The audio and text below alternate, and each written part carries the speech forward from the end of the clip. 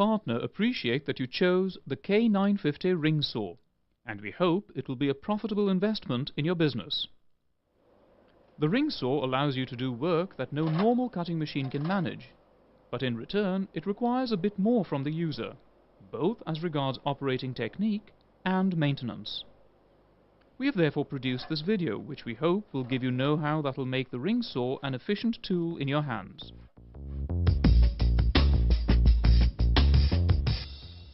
The ring saw allows you to cut materials such as stone, concrete, with or without reinforcement, light concrete, tile, asphalt and similar materials.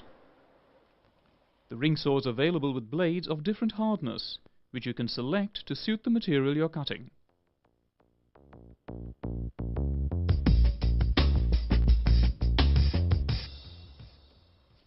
We'll show you a few sequences from a typical ring saw operation.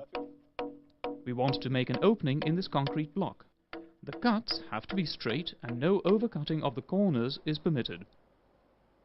A good way of getting straight cuts is to attach wooden boards to guide the cutting blade, at least for horizontal cuts. For the vertical cuts, we will show how to cut straight with the help of a board, as well as freehand.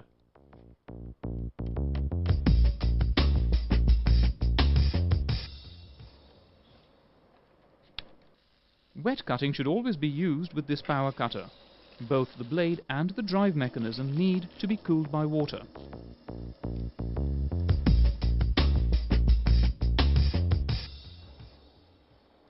Just like the other partner power cutters, this machine runs on a mixture of petrol and oil.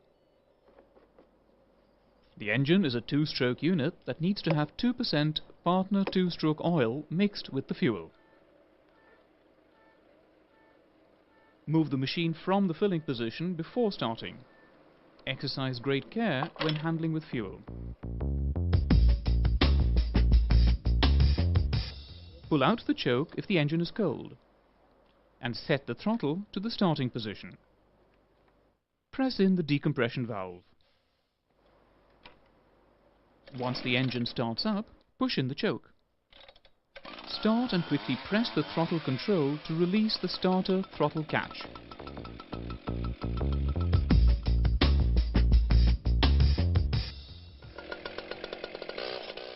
Always begin cutting by first making a guide cut along the board, deep enough so that the water disc enters about 1 centimeter or half an inch into the block.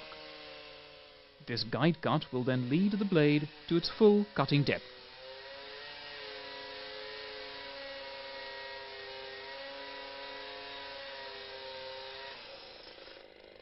Now use the step cutting technique by increasing the depth by about 5 centimeters or 2 inches every time.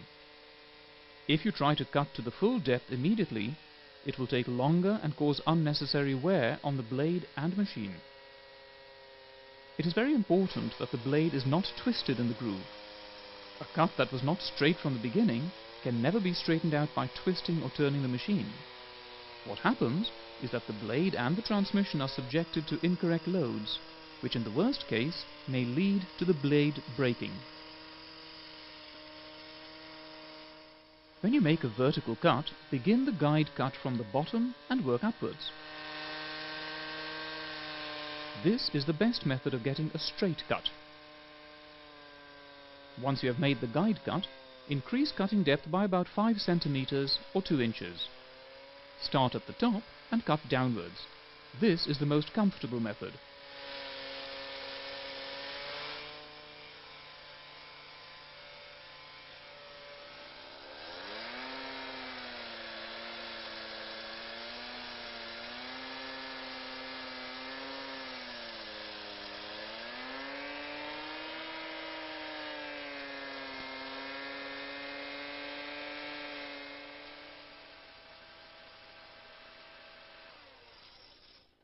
When cutting freehand, do as follows. Make the guide cut from the bottom up.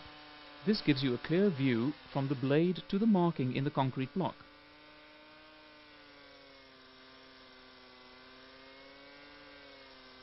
After you have made the guide cut, start at the top and work your way down.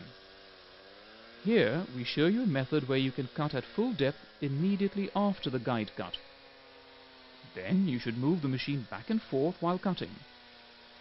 This method can naturally only be used when cutting in thin materials, and you do not need to use the blade's full cutting depth.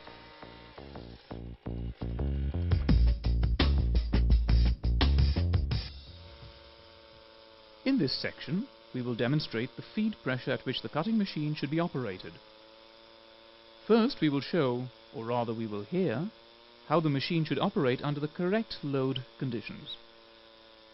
Normally, the machine should be operated at full throttle and feed pressure should reduce engine revs to the correct level, about 20% below the unloaded max revs. Using the correct feed pressure gives the best cutting economy. If the feed pressure is too low, the machine will run at excessive revs and cutting will be slow.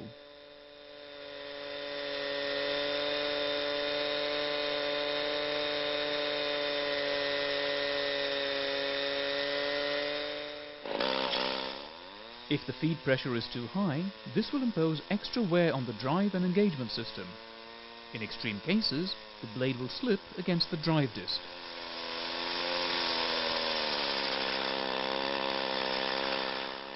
We will show the correct feed pressure once more.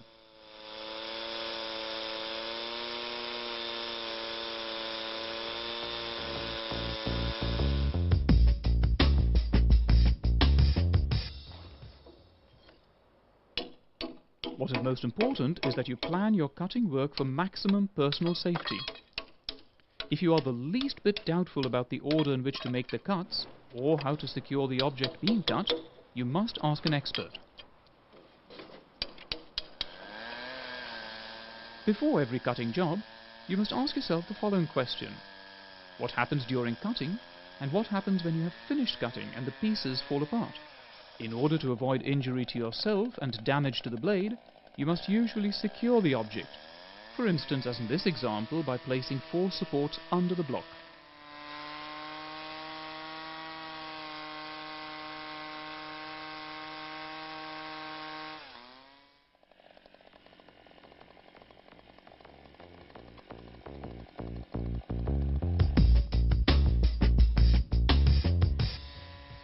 We will now repeat the most important points when working with the ring saw.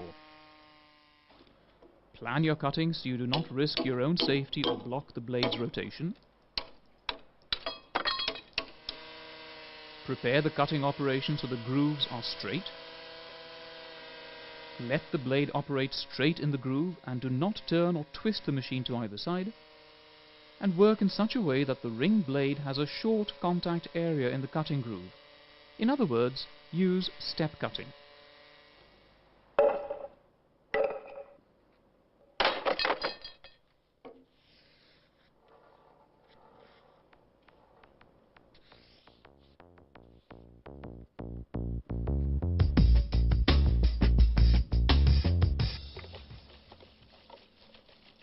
After you finish working, rinse the machine clean.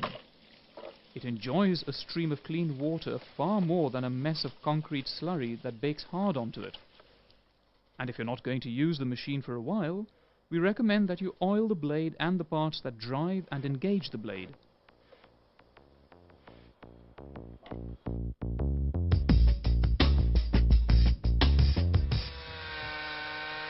Maintenance of the ring saw is different to that of a conventional center-driven power cutter. The ring saw's drive and engagement system for the blade is subjected to wear and requires relatively frequent inspection and adjustment to function properly. However, once you have learned the procedure, servicing the machine is a quick and simple job.